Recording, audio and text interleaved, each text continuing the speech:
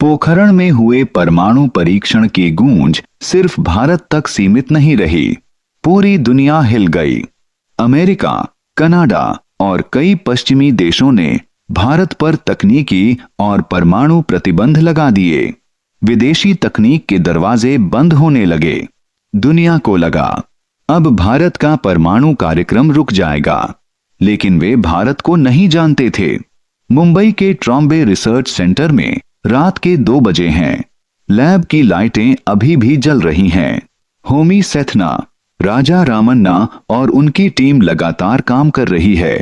राजा रामन्ना ने कहा, अगर दुनिया हमें तकनीक नहीं देगी तो हम खुद बनाएंगे। यहीं से शुरू हुआ आत्मनिर्भरता का नया अध्याय। हर प्रतिबंध भारत के वैज्ञानिकों के लिए एक नई चुनौती बन गया। 1970 और 1980 का दशक। भारत की परमाणु सफलता के बाद पाकिस्तान भी तेजी से अपना परमाणु कार्यक्रम आगे बढ़ाने लगा। दक्षिण एशिया अब एक नई रणनीतिक दौड़ में प्रवेश कर चुका था। दोनों देशों की गतिविधियों पर पूरी दुनिया की नजर थी।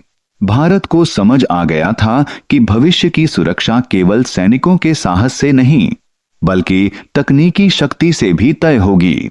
उसी दौरान एक वैज्ञानिक तेजी से देश का ध्यान अपनी ओर खींच रहा था। नाम था डॉक्टर APJ अब्दुल कलाम। उन्होंने भारत के मिसाइल कार्यक्रम को नई दिशा दी। पृथ्वी, अग्नि, एक के बाद एक सफलताएं मिलने लगीं। कलाम ने बोले, मजबूत रक्षा ही शांति की सबसे बड़ी गारंटी है। हालांकि परमाणु कार्यक्रम और मिसाइल कार्यक्रम अलग थे, लेकिन दोनों मिलकर भारत की रणनीतिक शक्ति को मजबूत बना रहे थे। मार्च 1998, नई दिल्ली। अटल बिहारी वाजपेयी प्रधानमंत्री बन चुके थे। कुछ ही दिनों बाद एक बेहद गोपनीय बैठक बुलाई गई। कमरे में चुनिंदा लोग मौजूद थे, वैज्ञानिक, सैन्य अधिकारी और प्रधानमंत्री। कमरे में सन्नाटा था। फिर अटल जी बोले। वाजपेयी ने बोले, भारत को अपना भविष्य खुद तय करना होगा। यहीं से शुरू हुआ ऑपरेशन शक्ति। यह मिशन इतना गोपनीय था कि सरकार के कई वरिष्ठ अधिकारियों को भी इसकी जानकारी नहीं थी। वैज्ञानिकों को अलग अलग पहचान दी गई। कई लोग सेना की वर्दी पहनकर पोखरण पहुंचे। उपकरण रात के अंधेरे में ले जाए गए। दिन में काम लगभग बंद रहता था। क्यों?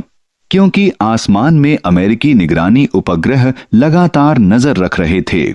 इतिहासकारों और सार्वजनिक रिपोर्टों के अनुसार टीम ने गोपनीयता बनाए रखने के लिए गतिविधियों को सीमित दृश्यता वाले समय में संचालित किया और परीक्षण स्थल पर छिपाव के उपाय अपनाए।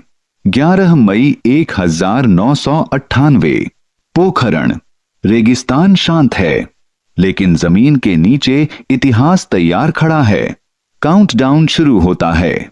5, 4, 3, 2, 1।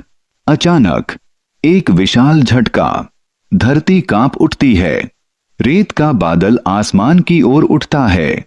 कुछ देर बाद कंट्रोल रूम में सन्नाटा टूटता है।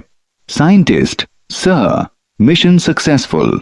भारत ने एक साथ कई परमाणु परीक्षण सफलतापूर्वक कर लिए थे। खबर पूरी दुनिया में फैल गई। अमेरिका, जापान, यूरोप, हर जगह भारत की चर्चा होने लगी। कई देशों ने फिर प्रतिबंध लगाए, लेकिन इस बार तस्वीर अलग थी। भारत अब पहले जैसा नहीं था। देश आत्मविश्वास से भरा हुआ था। प्रधानमंत्री अटल बिहारी वाजपेयी देश को संबोधित करते हैं।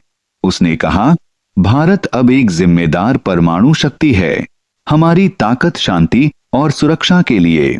यह कहानी किसी एक नेता की नहीं, किसी एक वैज्ञानिक की नहीं।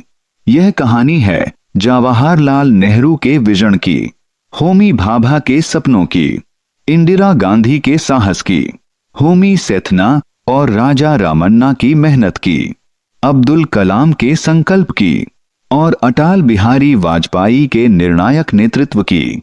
दशकों की मेहनत, अनगिनत चुनौतियां, प्रतिबंध, गोपनीय मिशन और हजारों वैज्ञानिकों के अथक प्रयासों ने भारत को उस मुकाम तक पहुंचाया जहां आज दुनिया उसे एक जिम्मेदार परमाणु शक्ति के रूप में देखती है। कुछ कहानियां गोलियों से नहीं लिखी जाती, वे लिखी जाती हैं प्रयोगशालाओं में, सपनों में और उन लोगों की मेहनत से जो आने वाली पीढ़ियों के लिए भविष्य गढ़ते हैं। जय जवान, जय किसान, जय विज्ञान।